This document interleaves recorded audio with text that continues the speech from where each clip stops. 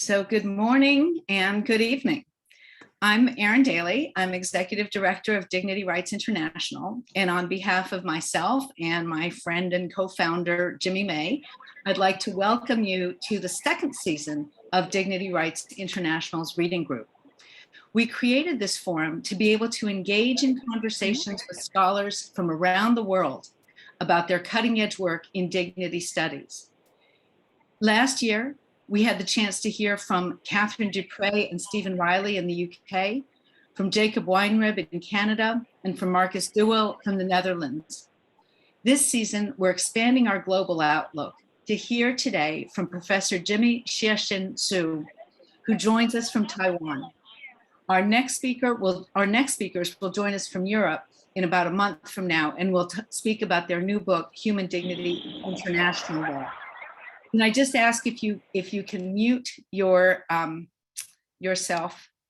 That would help the audio. Thank you. So this is truly, we're very pleased to say this is truly Dignity Rights International. So let me introduce today's very special guest.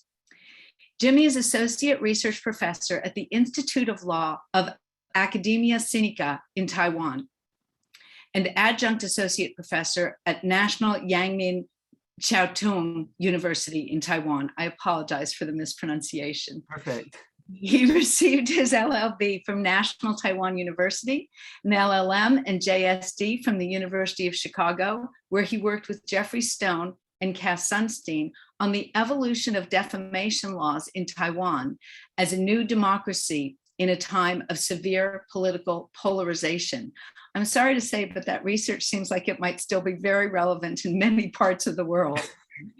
He also visited at Harvard and at the National University in Singapore. He is a board member of Taiwan Association for Philosophy of Law and Social Philosophy, and he is the co-convener of the Freedom of Speech Research Group of the International Association of Constitutional Law. In early 2021, he was invited by Taiwan's Supreme Court to serve as amicus curiae in a case related to the sunflower movement, and he's now working on a project studying comparative judicial responses to civil disobedience. I'm not done yet. There's so much to say about him. He is also the leading PI on an interdisciplinary project on the ethics of historical memory that deal with transitional justice and historical memory in contemporary Taiwan. His research interests include, as you can see, legal philosophy, comparative constitutional law, and the philosophy of punishment. His core research concerns are how to strengthen democratic development in East Asia in the face of China's sharp power, and how to understand human rights development in East Asia in comparison with other parts of the world. A common thread throughout this wide-ranging work is a broadly comparative methodological approach, an interdisciplinary bent, and a commitment to understanding the place of human dignity in law, politics, and justice. He is widely published in global journals. His recent publications include a chapter on the right to life for the Oxford Handbook of Constitutional Law in Asia, an article, Right to Life and Capital Punishment in Transnational Judicial Dialogue, forthcoming in the Asian Journal of Comparative Law, a co-authored book chapter on judicial responses to civil disobedience in Taiwan and Hong Kong, and Human Dignity in Asia, Dialogue Between Law and Culture, to be published next year by Cambridge University Press. And this is the book he is here to talk to us about today. This is an extraordinary accomplishment. It's the first book to examine human dignity as a legal and philosophical concept in Asian contexts. It shows convergences and divergences with dignity law in many other parts of the world. The book analyzes dignity jurisprudence from Asian courts as it explores dignity in religious traditions in Asia and in socio-political contexts of various Asian societies. Jimmy, we're very excited to have you here today and excited to hear more about the book. Thank you. The floor is yours. Thank you so much, Erin and Jim. Thank you for inviting me to this very distinguished group. I'm so glad to be able to share with you some of my the latest research findings and in this book. And so in today's talk, I'm mainly going to be doing three things. The first is to give you a general overview of what is in this book. And the second is to talk to you about some methodological or background theoretical understandings that organize this book. And the third, I'm going to talk about some common themes that run through all these chapters, so that you'll have a basic overall understanding. So I have to say that it's a very, very rich book, and it's not possible for me to give everything to you, within such a short time. So I'll be very selective, but I hope that it'll be enough for you to have a whole picture of what's coming in the book. And actually, I would see this book as a kickoff, as a beginning, rather than even the midway or the end, where the destination is. I think this book actually gives me a lot of thoughts that perhaps in the future we can work on together. So let me give you just, I also noticed that Marianne from Chicago is also with us. It's very glad because she was with us back in 2018, where the conference was held in Taipei, where we gather all the authors together, along with Christopher McGredden and Michael Rosen. And so this is the conference that we held in Taipei back in 2018. And so this is the content. So basically, in addition to the introduction that I wrote for this book, there are 7 chapters that deal with mainly how human dignity as a legal concept has been featured in Asian jurisdictions. And the jurisdictions that I selected are those jurisdictions that have functioning judiciary and exercising meaningful degree of judicial review. And so they include, as you can see, India, Japan, South Korea, Taiwan, Hong Kong, the Philippines, Indonesia. Yeah, these are the 7 jurisdictions. And to be followed by another two jurisdictions, which is Singapore and China. Of course, Singapore, actually, there is not a lot dignity jurisprudence in Singaporean courts, but they have a very, the government, as well as the legal culture as a whole, has been very articulate about how to understand dignity and how to understand the relationship between the individual and the society and the state. So we have a great chapter on Singapore by Lian Teo. I think she's one of the most prominent voice of articulating such a philosophy. And also we have Xiaobo Zai from University of Macau writing on Chinese constitutional law and the personal dignity. And then the second part is mainly the culture part. So law and culture part. The culture part consists of some of the major religious traditions that are heavily concentrated in Asia. So we have Confucianism, Hinduism, and Buddhism. I wasn't able to find people doing Taoism or something and others, but these are the very prominent religions in Asia. But I also have more widespread religion, so-called world religions in Asian context. So we have Islam in Indonesia, and Catholicism, Christianity in the Philippines, and Christian Protestantism in South Korea. And so the basic idea is to have all these people working together in a post-Asian values context to understand, to see what is happening in the law, how dignity is featuring in it, and how dignity as a cultural or moral concept is understood in the cultural traditions in this region. And so next I'm going to talk about some of the background or overarching theoretical assumptions that organize the whole book. So I'm going to talk about why law and culture. I once had a colleague saying to me that, well, he's doing comparative constitutional law, and he's a student of Tom Ginsburg. And he said, Tom once told him that, well, when you do comparative constitutional law, do not use culture as to explain constitutional development, unless you're sure you have exhausted everything else. And so perhaps in the more political science viewpoint, culture may not be the most prominent thing, the prominent variable to be considered.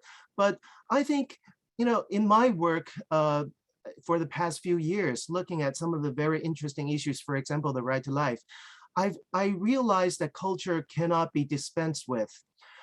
Even though I do consider a lot of other variables, political, social, economic, I think culture is still in the battlefield. So, and I think it's very important. And so my understanding is that since human dignity is a very, very value-laden concept, and its contestation touches the core of the symbolic and moral systems of a society, I think it's not possible to deal with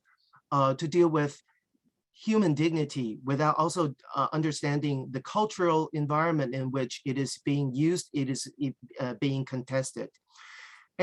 But our project, different from the Asian values debate, like Lee Kuan Yew or Mahathir, we don't embrace, we abandon cultural essentialism.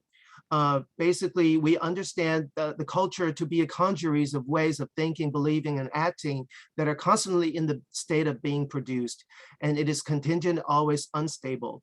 However, we don't think that even as we recognize culture as an unstable field of constant contestation, we do not have to take culture and tradition as always being fluid in its entirety. I think when we talk about culture, we may be thinking about something flowing in part, but somehow there is another part of it that is pretty sticky. And so how to understand the fluid part and the sticky part, it's precisely the most interesting thing. And so basically, we consider culture as both an independent and dependent variable for explaining or understanding legal development. And so how law and culture, so when we talk about law in this book, I think we have to understand that human dignity is pretty much a legal concept that enters Asian legal discourse as legal transplant. I once told my students to use Google. There's a statistical function in Google that enables you to count the times of usage, within one period of certain concepts, certain ideas. And I realized that the idea of human dignity, for example, in Taiwan, did not really take off until way into democratic transition. During democratic transition, compared to liberty or democracy or people's rights, human dignity is a relatively less used concept, at least in Taiwan's context. And I suppose that perhaps it may be not so unique in Taiwan, in this region. Perhaps you can see other countries, other societies featuring the same thing. And it means that in the Asian context, when we talk about law, it's very much not in concordance with the so-called the mirror thesis, which means that law mainly reflects the core or main values of a society. this is not really the case even though it's, of course, it does reflect society to a certain extent. But in Asian context, especially when we talk about human rights law or human dignity, change and continuity is always together, is always on the scene. Alan Watson's work on legal transplant is very interesting. It gives us a very interesting idea of what legal transplant means. It means, he says that it reflects the culture. It reflects the cultural aspiration of the professional or the governing class more than the whole society as a whole. And I think to a limited extent, you can see that in Asia, because law, just the modern legal system in Asia is a relatively new thing, here for maybe 150 years or so only. And law, it's being used mainly as the agent of modernization and democratization. And so when we talk about dignity as a legal concept versus as a moral concept or a cultural concept, we're actually seeing a discursive forum for society to negotiate change and continuity by reflecting on the relationships between individual, society, and the state. So it's a very interesting phenomenon that I observed in our works, is that you can see a lot of consultations going on under the conceptual roof of dignity. And it's not said. There's a universalism aspect of it, but there is, or particularism, but basically we use very little of this universalism versus particularism framework. What we see is that for the past half a century, Asian countries have been grappling with just how to, in a very, very strong urge, in a very strong drive to modernize and democratize and develop. A lot of the jurisdictions are so-called developmental states. And we see changes, governing or even the population as a whole want change, but at the same time, they want to preserve something, preserve part of their culture and society. And it's always going on. It's always changing, negotiating what is to be preserved and what is to be changed.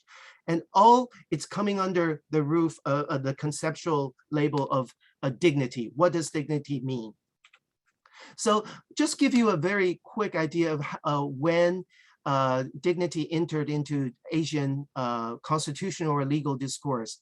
So the first group we see Japan and in India, and you can see that it's the so-called the second wave of democratization, according to the Samuel Huntington's work, and the second wave, right after World War II, and it's obvious that it's either independence from colonialism or just defeated and break away from a very, very statist regime, as in the case of Japan. And then we have Singapore and China. China in 1982, a constitution that was after in the Deng Xiaoping era, after the Mao era, and this is basically a response to the Cultural Revolution, a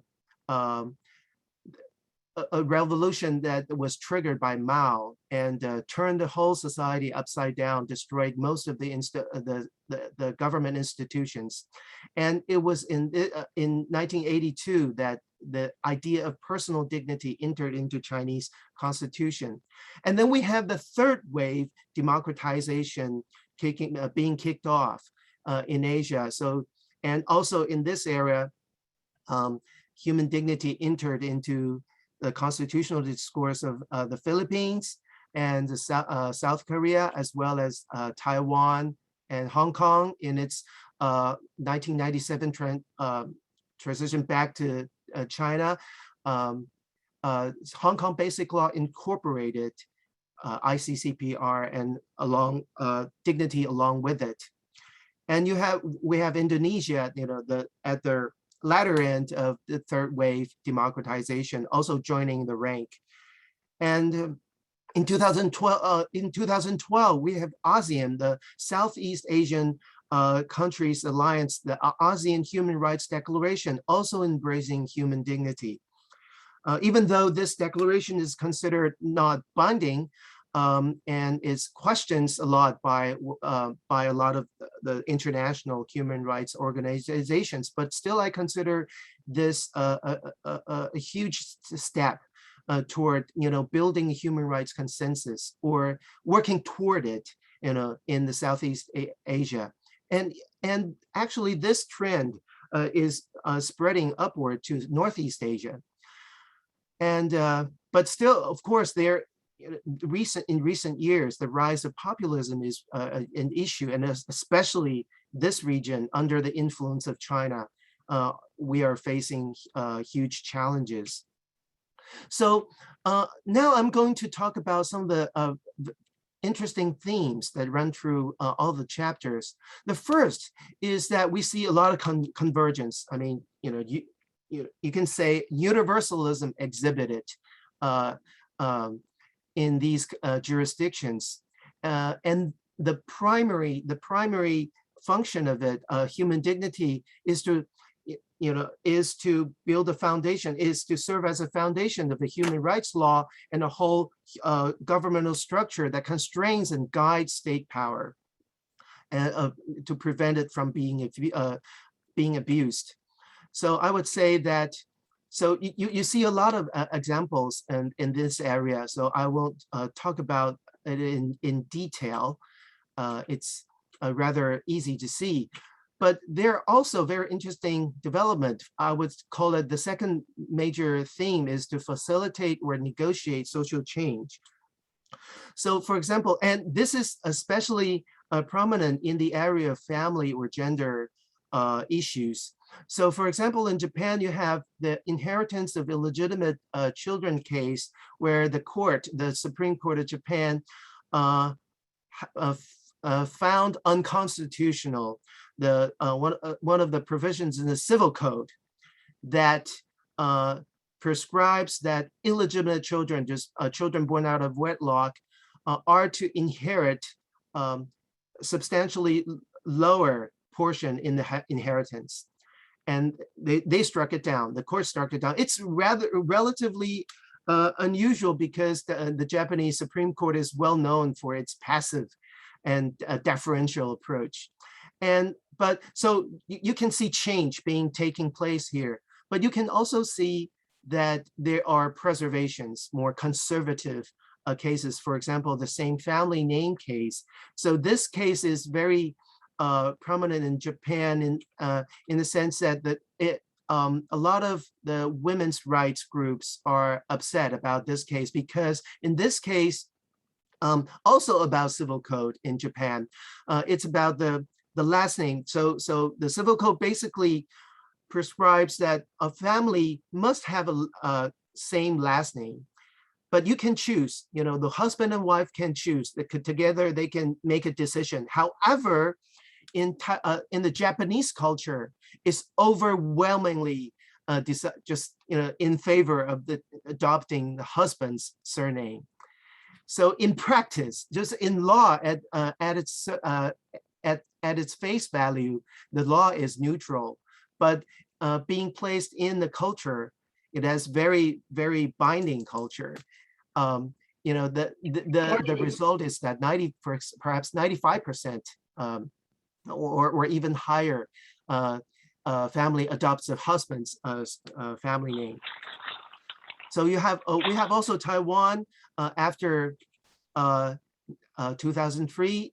More increasingly, the idea of human dignity is associated with autonomy and self-determination, and eventually leading to the first legalization of same-sex marriage case in 2017 in Asia.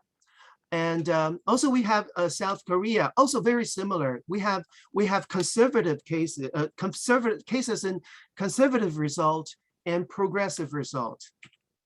And also Philippines. Philippines is more interesting because it has been under a very heavy Catholic influence due to the Spanish colonization for 300 years. But you can also see our 14th chapter on Catholicism in the Philippines also indicates that the Catholic Church is the political clout of Catholic Church in the Philippines is waning because of it, mainly because of their opposition to abortion, total opposition to abortion, and even to contraceptives. And so the most interesting thing that we see is in Asia, one of the most interesting is the right to life that shows some Asian distinctiveness. So there's a body of jurisprudence on the death penalty. It's widely retained, even though it has been, but I will talk about it through the map that you'll be seeing in a minute, in a second. And also we have abortion. It's very, when we talk about abortion, it's very interesting because what I find is this: it's very being permitted, it's permissive in Confucian cultural sphere, while a bit more restrictive in Southeast Asia. So I drew this map. The data comes from Amnesty International. Basically, originally there are 4 categories, but I combined them into 2 to make it easier to see. So with regard to the death penalty, retention, the red part versus the green part. Of course, you know, there are subtleties, but I will talk about it. But you can see that Asia is mainly still a retention region. Retention including, for example, South Korea. It retains the death penalty, but it has imposed a moratorium on it ever since 1997. But it's very interesting that as far as recent as in 2010, the Korean Constitutional Court still upheld the death penalty per se as a matter of constitutional issue.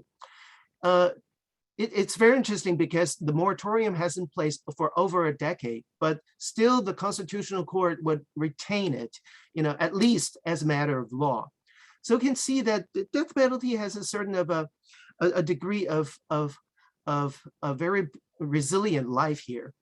And this is the abortion. It is the abortion part. So you can see that, as I said, the Confucian sphere is a little bit relatively more permissive, whereas Philippines, Southeast Asia, so including Indonesia, Malaysia, and some other parts in Southeast Asia, a little bit more restrictive. And if I combine these two, we see a very interesting picture. So I come up with 4 categories. These are just, you know, my very rudimentary ideas, how to call them. So we have conservative, Catholic, liberal, and collective humanist. You know, collective humanist being, you know, we have death penalty, but we are very permissive of abortion. You know, I think it's breaking the American or Western categories of, you know, how to position the conservative or liberal. So I'll just give this picture. Just I won't go into how to explain this. Just give you a sense of it because the time is limited. So the question should be: we see convergence, or we see the aspect as exhibiting universalism. We also see very interesting and resilient some perhaps cultural influence. So how do we understand the whole thing? Are we going to picture it as, you know, as these societies are progressing on a single dimension, whether it's going just to the right or to the left, just going in one way? Are they going to be stopped somewhere in between? You know, how do we conceptualize these cultural change and continuities? And all of this, you know, will be crystallized or be exhibited in the contestation of how to understand human dignity. So after all the chapters were collected, and when I was thinking about how to write the introduction, I came up with this. I encountered this idea, which I find very interesting, and I think I wrote it into my introduction, which may serve as a very interesting theoretical framework for us to look at all these. So this is a work done by Ronald Inglehart and Christian Welzel. They call it the evolutionary modernization theory. The idea is that they have this two-dimensional world values map. One dimension is, from survival values to the horizontal, the x-axis, to self-expression values, and the vertical is from traditional values to secular rational values. At first, I thought that we could see it as a one-dimension thing, but in their work, I realized that it's very interesting. If we have X and Y, horizontal and vertical, two-dimensional picture, then according to their map here, this is a changing map, and you can see that modernization does bring about change, a lot of it. More and more self-expression, more autonomy, more individualism. But at the same time, the change is not totally, path dependency free. It's path dependent. It's path dependent mainly on its culture. So that's why they use mainly cultural categories to categorize these regions. It's just an idea. So it does change, and Asia is becoming more and more individualistic.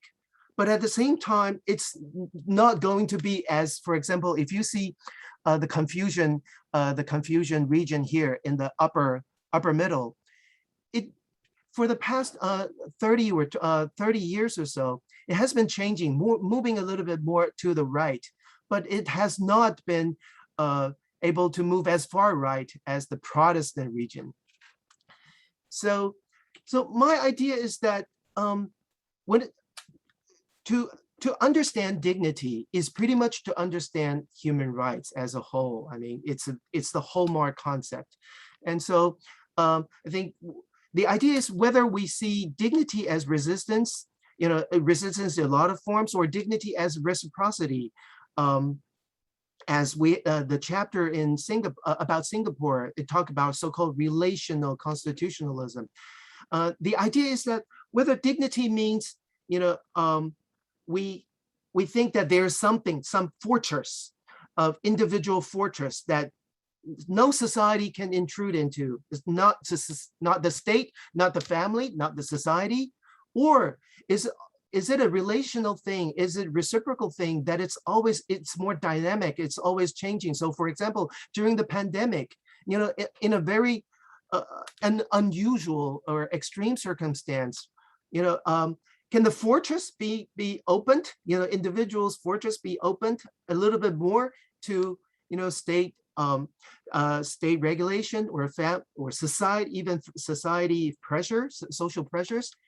So I think the conceptually, I think that the interesting question to be asked is, how do we understand society? Is it mainly serving as something that, as a weapon to be used against by individuals against all other corporate cultures or corporate structures? Or there is another idea of dignity, what I call dignity as reciprocity, that makes the relationship between individual, society, and the state more dynamic. So I think I will stop here, and I think I just gave you some of the major thoughts that are running through this book, and I hope it's enough to give you a big picture of the whole thing. So thank you very much. I look forward to questions and comments. Thank you so much. That was a brilliant overview. You covered so much territory there. Jimmy May, the other Jimmy on this Yes. call, is going to sort of moderate questions and discussion if there's questions. Yeah, thank you, Jim. Yeah, thank you, Aaron, and Jimmy. Thank you. That was such a rich and interesting and immersive presentation about the role of dignity. Um, and I have like 100 questions for you, but we don't have time, right? But let me just kick things off by asking you one about this idea about dignity as reciprocity for resistance. And let me set it up a little bit, Jimmy. We have many friends on the line who have joined today's book group. And thank you, by the way. Nice to see everybody. Thanks for joining. Who have heard an awful lot about dignity under law and what it means under law going forward. So you talked earlier about culture and dignity and the role that dignity plays in shaping culture and the way that culture, the role that culture plays in shaping dignity. So I'm wondering how that fits in with your reciprocity and resistance paradigm. You know, is dignity a force for cultural change through law, or is dignity a force for legal change through culture? And maybe that's too abstract, but be curious to hear any thoughts you have about that. Well, thank you, Jim. It's such a great question. So I think that one of the interesting features we also saw is the elasticity of the concept of dignity. So, for example, in India or in South Korea, we see a lot of complaints, whether from the academia or from observers, that the courts are using this idea in a very inconsistent way. It's very malleable. But I think the malleability is precisely, perhaps also the virtue of it. It allows people to come into, to use this concept, to forge, to put their ideas in it and contest their ideas about what the relationship should be between the individuals and society and the state. And so at times it serves as a change for an agent for change. And at times it also serves as, you know, a source of normativity from the culture. So, for example, in South Korean Constitution, they have a they have a provision that enshrines dignity, individual dignity, but they also have a provision that says that the Constitution makes an emphasis on preserving their traditional culture. And it's precisely in this very, you can say intention. These ideas perhaps in a way are intention, but in a way, the tension provides a forum for the court to evaluate what to change and what not to change. And so the idea of reciprocity is this. So this idea mainly comes from my work on the right to life, which has been a big part in the whole book. You can see it in a lot of jurisdictions grappling with it. The idea is that for example, the death penalty. I think the death penalty is the abolition of death penalty, you know, under all circumstances, is a quintessential example of the idea of dignity as resistance. You know, there's some line that the state just cannot cross, and that is a human life. You know, that's one way of understanding it. And of course, the human dignity and the right to life has been associated very closely in the international dignitarian jurisprudence now. But dignity as reciprocity means that, so for example, in the Korean Constitutional Court case, you see that the court makes a real emphasis on the importance of the right to life. It definitely is not, you know, taking it lightly. However, in the context of criminal punishment, it says that, okay, now we are reviewing the death penalty per se. But when you have cases like a serious terrorist attack or serial killers that randomly kill people, a lot of people. And the Korean Constitutional Court says that in these cases, we do not find that the death penalty is totally out of the question. You know, death penalty should be allowed, even though in practice, they don't practice it right now, but they want to preserve at least the symbolic values of it, since the symbols, as, you know, when you individual cross a line, you have to take consequences. I think that's the message of the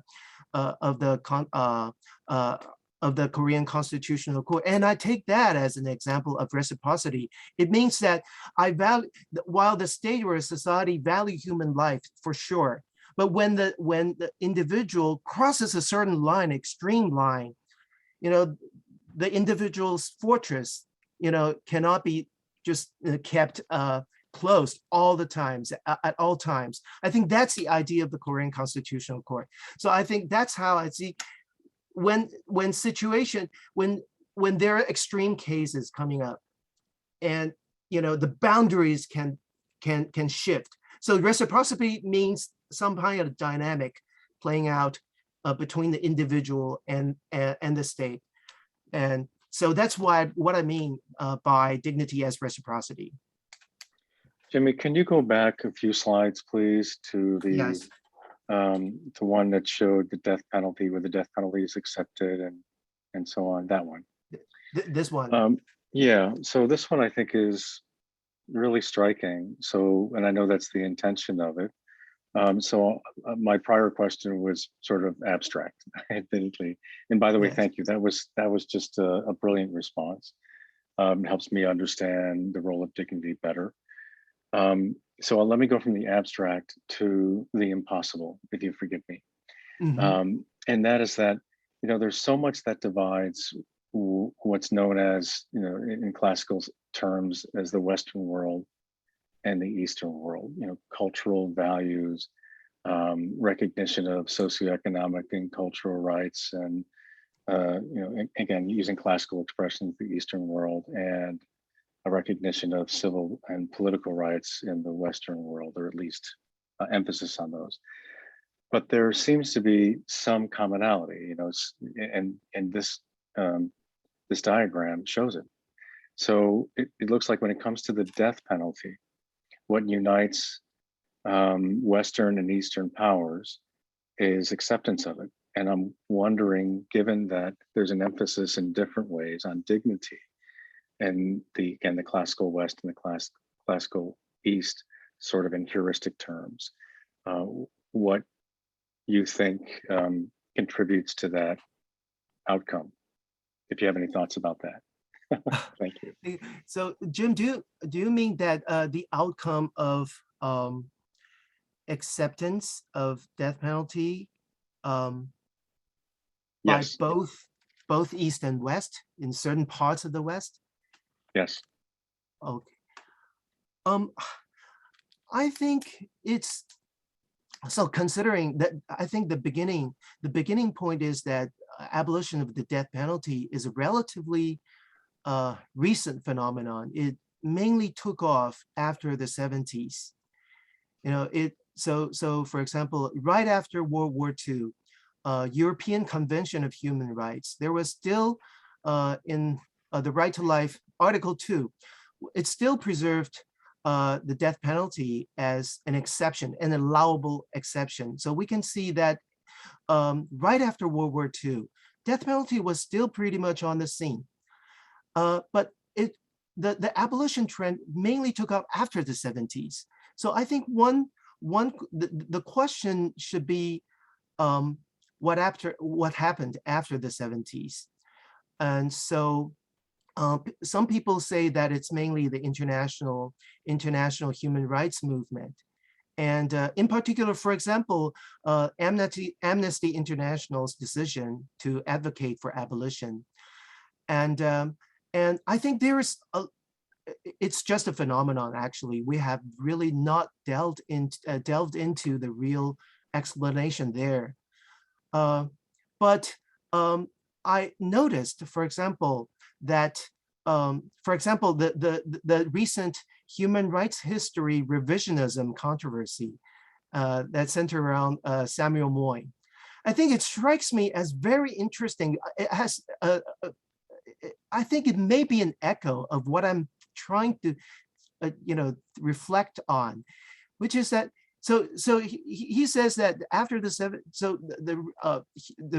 human rights as we understand it right now mainly was formed in the 70s and 80s, and that was when the individual was able to be pictured as triumphing state, totally triumphing state, and not being embedded within the state or society. And I think if there is a grain of truth, I think that may be a clue of understanding it. I think so. There is a sociologist, I forgot his name, Matt. So he says that the total abolition, total abolition means that the abolition, even just under all circumstances, not even wartime, not even for very extreme crimes.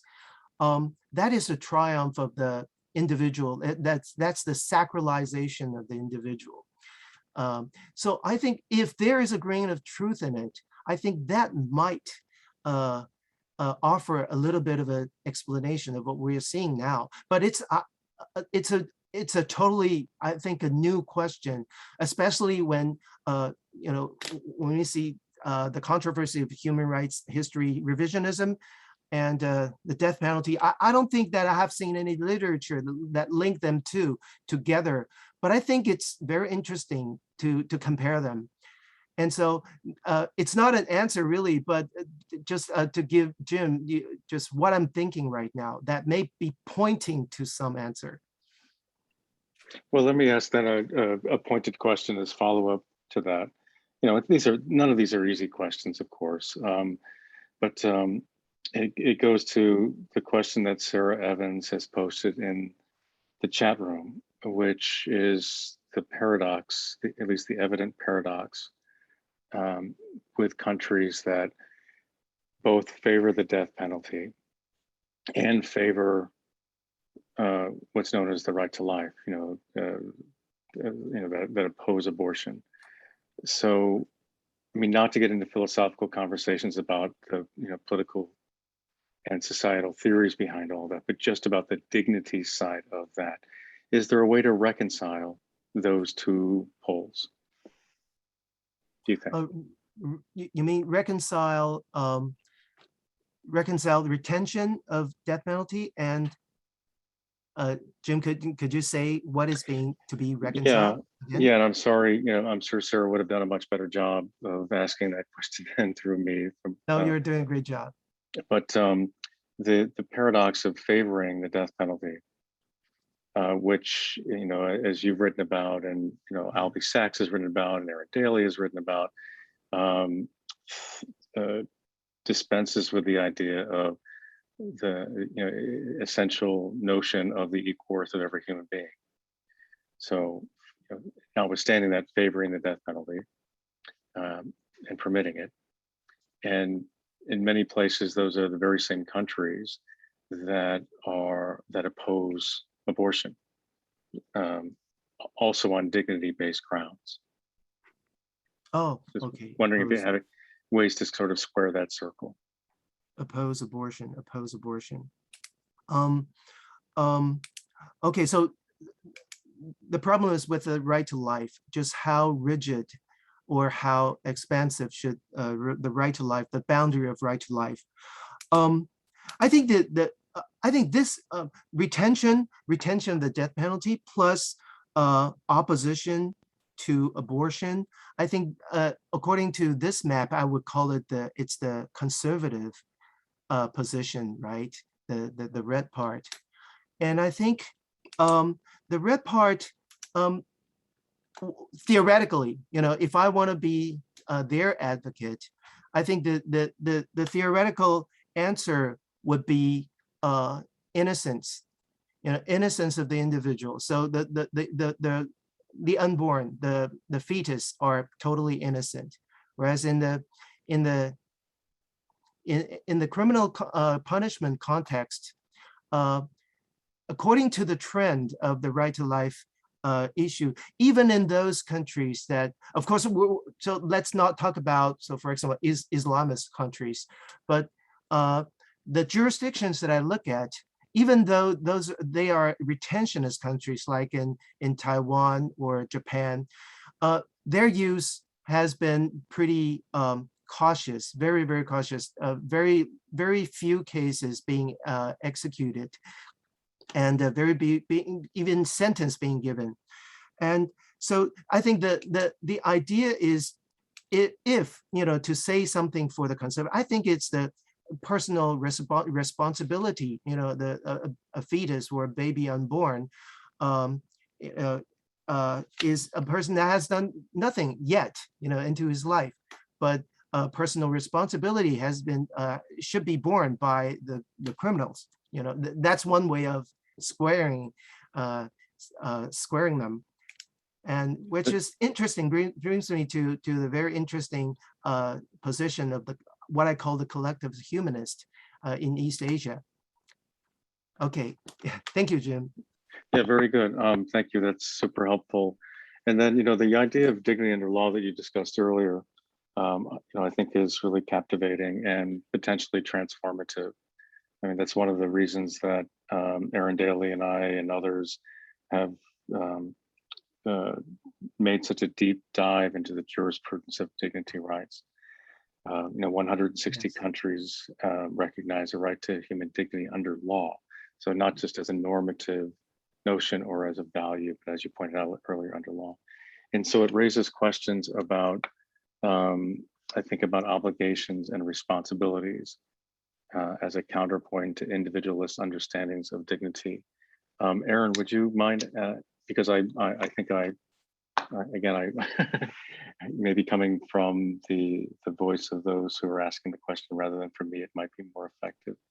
So Aaron, what's your question? I did have a question about obligations and responsibilities, but I also wanted to get at, Sarah put a question in the chat that sort of had two elements to it. And I was wondering, Yeah. Sarah, I don't want to call on you, but if you want to ask that second part of your question sort of about substantive dignity, I'd love to, explore that. Yeah, sure, that's fine. You can call Sarah's on a former student, so it'll be like the old days. You can call on me. No, I just wanted to ask, because you're using the term right to life, and I would very much like to see that term be used in the way that represents all people, and not just those about to be born,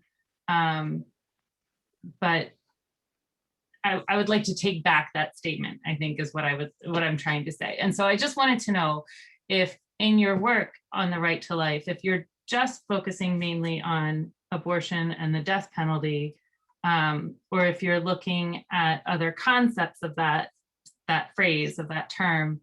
And the example that I'd used in my question is the Indian constitution. They have an expanded notion of the right to life, which includes a lot of rights associated with human dignity. And I just wondered if that entered your work at all, as you're referring to that term, the right to life. Yeah. So thank you, Sarah, for bringing out this very important point. India, so we have a chapter that deals with India, and it does stand out, the right to life in Indian context being used as the right to life with dignity, and a lot of socioeconomic rights are being implanted into it.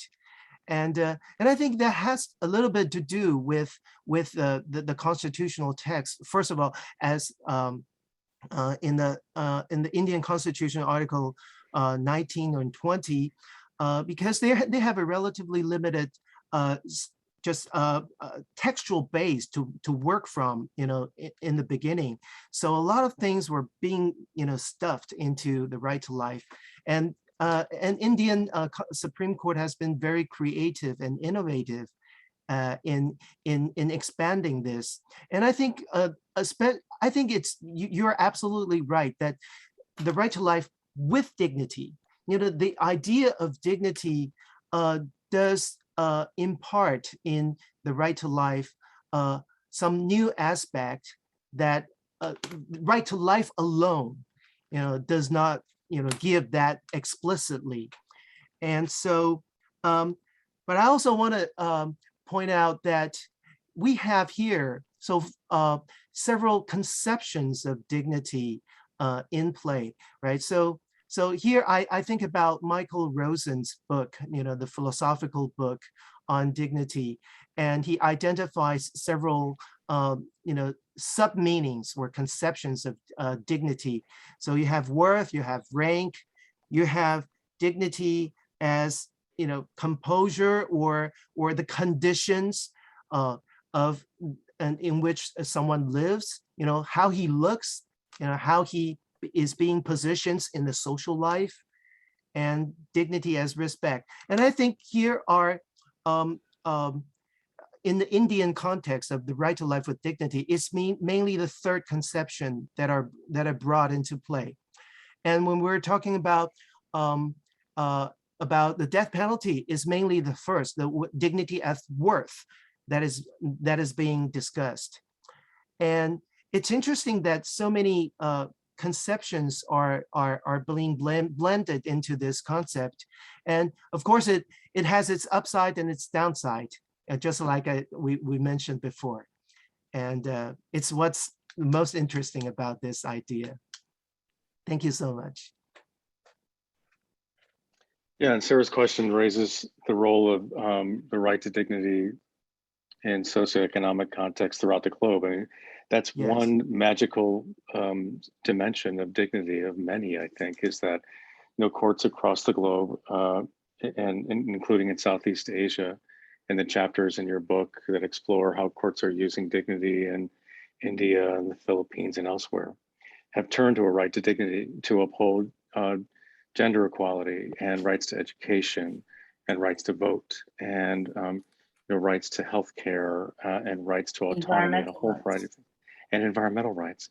So it's really unlike any other right. Like you said it, Jimmy, I forget how you, and by the way, I just love saying Jimmy to somebody else, but you said it earlier about how dignity is sort of like the Uber right, that in the words of Hannah Arendt, the right to have rights, but that it's transformative in that way, which if I could just, Aaron, turning to your question about how to put that into kind of individualistic versus a more cultural or societal context, it would be great if you could ask the last, what would be the last question, and then close us out if you'd like. Thank you.